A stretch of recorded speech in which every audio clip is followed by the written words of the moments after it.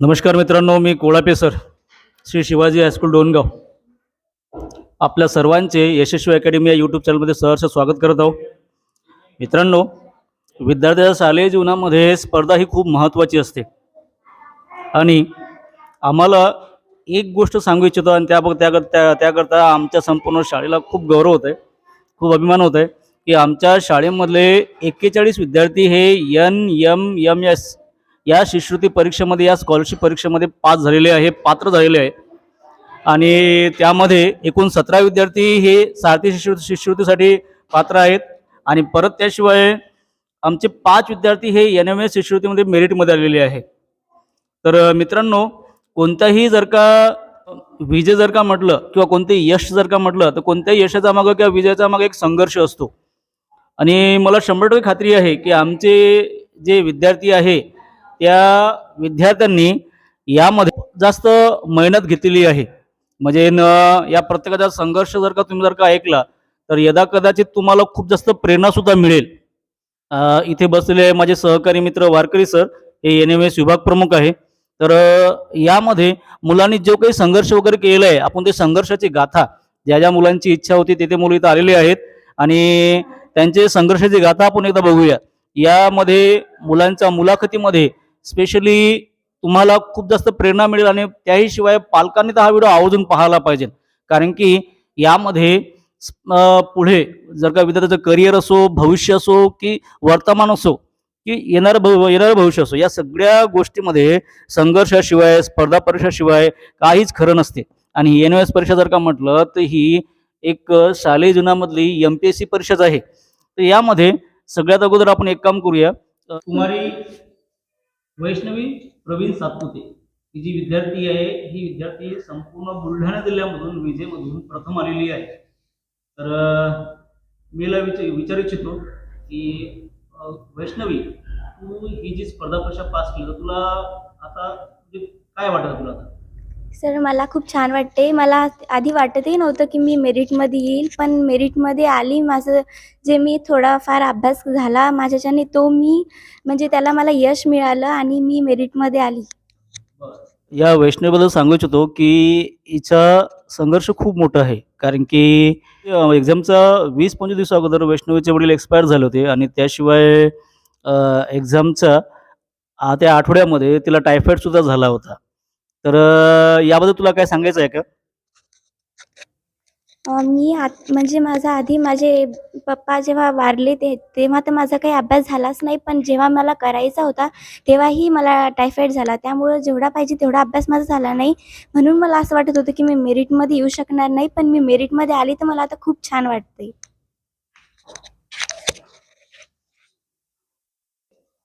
मित्रांनो, तुम्ही या मुलीबद्दल ऐकलं असेल. खरंच तिचं संपूर्ण स्तरामधून, म्हणजे आमच्या शाळेचे अध्यक्ष असो, सन्माननीय अध्यक्ष असो, मुख्याध्यापक साहेब असो की उपमुख्याध्यापक साहेब असो की पर्यवेक्षक सर असो, या सगळ्यांनी या मुलीचं विशेष कौतुक केलेलं आहे.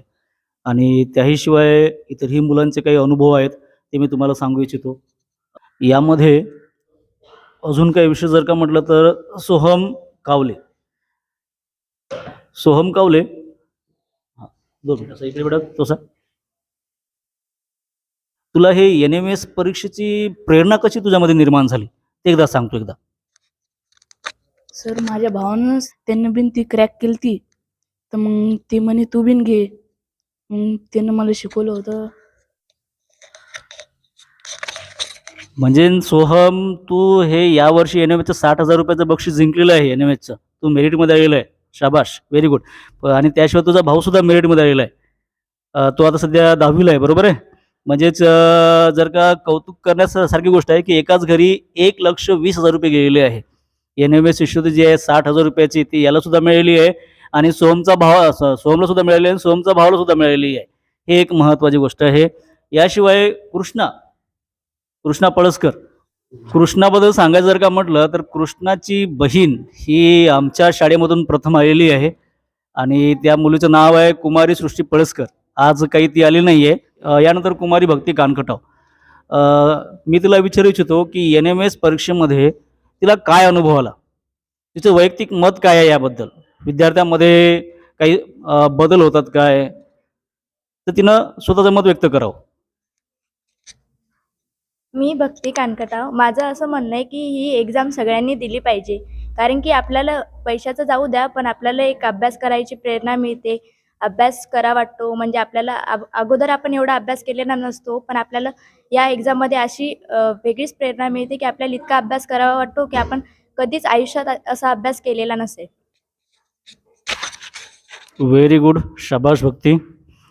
यानंतर मी आरती बोळखे हिला विचारू इच्छितो की तिचं जे शेड्यूल होतं अभ्यासाचं, ते शेड्यूल कसं होतं अभ्यासाचं एकदा, किंवा आणि परत त्याशिवाय NMS परीक्षेबद्दल तिचं मत काय आहे ते एकदा.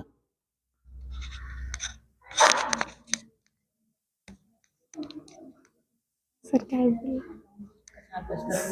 सर मी सकाळी जेव्हा कोडापे सर आणि वारकरी सर क्लास घेत होते तेव्हा मी नेहमी त्यांचे क्लास करायची आणि जेव्हा मी ती परीक्षा दिली तेव्हा मला वेळेचं काही महत्त्व नव्हतं, पण जेव्हा पेपरच्या वेळेस कळालं अजून काय बोलू? आणि पेपरच्या वेळेस मला वेळेची किंमत कळली. त्याआधी मी कधी एवढा अभ्यास केलेला नव्हता जेवढा मी ती NMMS परीक्षा देऊन केलेला आहे. यानंतर मी देवश्री बाजळ ही विद्यार्थीसुद्धा मेरिटमध्ये आलेली आहे. मी हिला विचारू इच्छितो की बेटा तुला NMS परीक्षेनं काय दिलं आणि तुला काय बोलायचं NMS परीक्षेबद्दल. नमस्कार, माझे नाव देवश्री भास्कर बाजड. मी NMMS म्हणजेच national means cum merit scholarship या परीक्षेमध्ये मेरिटमध्ये आली आहे. यामुळे खरोखर माझा आत्मविश्वास वाढला आहे व मला भविष्यातील स्पर्धा परीक्षांची ओढ लागलेली आहे. NMS परीक्षा देण्याअगोदर माझा आत्मविश्वास खूप कमी होता. मला माझ्या स्वतःवर विश्वास नव्हता की मी अशी कुठल्या तरी परीक्षेत मेरिटमध्ये येईल. पण या परीक्षेत मेरिटमध्ये आल्यानंतर माझा खरोखर आत्मविश्वास वाढला व मला खूप चांगलं वाटत आहे. व्हेरी गुड, छान. यानंतर कुमारी सृष्टी झनक, तुला काय बोलायचं आहे बेटा. सर ते NMS परीक्षेमुळे मला बाकी दुसऱ्या परीक्षेची ओढ लागलेली आहे. इथे या ठिकाणी आमच्या NMS विभागामधल्या कुमारी झगडे मॅडम यासुद्धा इथे आलेले आहेत.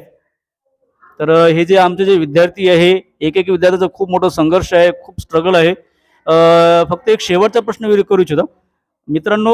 शेवटचं जे एक्झामला फक्त 10 दिवस बाकी असताना तुम्ही किती तास अभ्यास केला, फक्त मला तेवढे तुम्ही एकदा सांगा. शेवटचे 10-15 दिवस राहिले होते तेव्हा इतकं टेन्शन आलं होतं आणि म्हणजे टाईम पण मॅनेज होत नव्हता व्यवस्थित. पण तरी पण आम्ही मोजून म्हणजे 6-7 तास तरी अभ्यास करायचो आणि मग बाकीच्या याच्यात रिव्हिजन द्यायचो. पण तरी पण शेवटच्या दिवशी खूप टेन्शन आलं होतं. एवढा अभ्यास करू नये असं वाटत होतं की कसं होईल कसं नाही. म्हणजे 5 तासाची शाळा करून परत त्याशिवाय 2 तासाचा क्लास करून 6 तास अभ्यास, बरोबर आहे ना भक्ती? अच्छा. म्हणजे टोटल जर का अभ्यासामध्ये जर का तास जर का म्हटलं तर हे 13 ते 14 तास झालेले आहे. व्हेरी गुड, ठीक आहे. वैष्णवी, तू कसा अभ्यास केला? मी जो आधी नोट्स वगैरे जे काढलेले होते, जे आम्हाला सरांनी मोटिवेशनचे सॉंग्स वगैरे ते सांगितले होते लास्टमधल्या 10-15 दिवस, आणि ते ऐकून मी जेवढं टेन्शन माझं बरंच नाहीसं झालं. त्यामुळे सरांनी आम्हाला खूप मोटिवेशनचे वगैरे सॉन्ग पण दिलेत आणि सर आम्हाला खूप मोटिवेशन पण देत होते. आणि त्यामधून नंतर मी जेवढा म्हणजे बाकीचं आपलं हे करून जेवढा टाईम मला अभ्यासाला देता येईल, मी तेवढा पूर्ण टाईम अभ्यासाला देत होती आणि पूर्ण रिव्हिजन आणि पूर्ण ते सायन्सच्या नोट्स वगैरे ते वाचत होते. यानंतर कुमारी देवश्री. सर, मी शेवटच्या 10 दिवसात माझा पूर्ण शेड्यूल चेंज केला होता.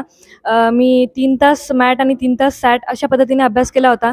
आणि त्याचबरोबर मी प्रिव्हियस इयर क्वेश्चन पेपर पण सोडवले होते, ज्याने मला खूप मदत झाली. मॅथ्सचे सुद्धा सरांनी काही टेस्ट पाठवल्या होत्या, पण मी पूर्ण सोडवल्या होत्या. त्यामुळे मला खूप चांगली मदत झाली. यामध्ये तुम्हाला आपल्या शाळेकडून पुरेपूर सहकार्य झालेलं आहे, बरोबर आहे. तुम्हाला शाळेतून ही प्रेरणा जी निर्माण झाली त्याबद्दल कोणाला बोलायचं का? या परीक्षेबद्दल आम्हाला आमच्या शाळेचे अध्यक्ष श्री राजेंद्रजी आखाडे सर, त्यासोबतच मुख्याध्यापक आखाडे सर, उपमुख्याध्यापक SL बाजड सर आणि पर्यवेक्षक SD चव्हाण सर यांनी आम्हाला खूप मार्गदर्शन केले. वेळोवेळी ते आम्हाला सांगत होते की मागच्या वर्षीच्या मुलांनी इतका अभ्यास केला, असा अभ्यास केला. सरांनी सुद्धा आम्हाला त्याबद्दल खूप मार्गदर्शन केले की तुम्ही अभ्यास करा, तुम्ही परीक्षा क्रॅक करू शकता वगैरे वगैरे. तर या सर्वांचे श्रेय आम्ही आमच्या शाळेचे सगळे शिक्षक त्याचसोबतच शाळेचे पदाधिकारी इत्यादींना देऊ इच्छितो. प्रत्येक यशाचा मागं एक कुठंतरी माहीत आहे का पाठीवरची थापसुद्धा एक जबाबदार असते. तर आम्हाला जरी माहीत आहे का आम्ही हे सगळं करू शकलो, विद्यार्थी घडवू शकलो, तर यामागे आमचे अध्यक्ष साहेब त्यांना नेहमी कौतुक असते यशस्वी मुलांचं आणि ते शिक्षकांचं सुद्धा तेवढंच कौतुक करतात. त्या कौतुकाच्या लालसेपोटी सुद्धा आम्ही सुद्धा प्रयत्न करतो. मग त्या झगडे मॅडम असन की वारकरी सर असन की स्वतः मी असेल किंवा आमच्या शाळेमधले कोणतेही शिक्षक असेल. आणि त्याशिवाय आमचे जे प्रशासन प्रमुख आहे मुख्याध्यापक श्री आडी आखाडे सर, हे सुद्धा मुलांना वेळोवेळी वर्गात जाऊन प्रेरित करतात. उपमुख्याध्यापक असेल बादळ सर आहे, याच्यासुद्धा महत्त्वाची भूमिका आहे.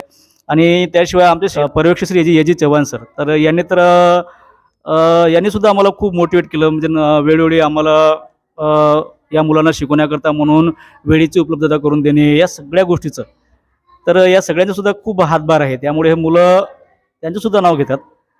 धन्यवाद मित्रांनो. तुम्हाला जर का हा व्हिडिओ आवडला तर आमच्या चॅनलला सबस्क्राईब करा आणि या व्हिडिओला लाईक करा. आणि मी तर असं म्हणू इच्छितो की आवाहनच करतो की प्रत्येक विद्यार्थ्यापर्यंत, प्रत्येक पालकापर्यंत हा व्हिडिओ पोहोचवा. कळू तर द्या पालकांना खरं शिक्षण काय आहे. तर घडू द्या बदल, चालू द्या मुलांना एकदा संघर्षामध्ये. जेव्हा काठावर जातात ना मुलं, तेव्हाच त्यांना कळतो काठा कुठे रुतू शकतो आणि कसं वागायचं म्हणून. तर मित्रांनो, धन्यवाद. Welcome to my academy. Sports quota से अगर किसी कॉलेज में एडमिशन चाहिए उसके लिए जगह नहीं है मेरे पास. मेडल दिखा के नौकरी चाहिए उसके लिए भी कोई जगह नहीं है मेरे पास. पासपोर्ट लेके अगर दुनिया घूमना है ना, अभी यहाँ से निकल जाओ. मैंने एकेडमी खोली है चैंपियंस बनाने के लिए. जलना बुझना बुझ के जलना, मरना जीना मर के जीना, मांगने वाली चीज नहीं है मौका उसका जिसने जीना. गिरना उठना उठ के चलना, चढ़ जा अंबर जीना जीना, याद रहे ये शर्त सफर की, पीछे मुड़ के देख कभी ना. जीत का जुनून है तो हार सोचना क्यों, जब जिंदगी है एक ही, दो बार सोचना क्यों. मैं परिंदा क्यों बनूं, मुझे आसमां बनना है. मैं एक पन्ना क्यों रहूं, मुझे दास्तां बनना है. मैं परिंदा क्यों बनूं, मुझे आसमां बनना है. गेम जीतने के लिए तुम क्या करती हो इम्पोर्टेंट है. इम्पोर्टेंट है कि गेम जीतने के लिए तुम क्या छोड़ती हो. कोई तो वजह है जो जिद पे अड़ी है, ये धड़कने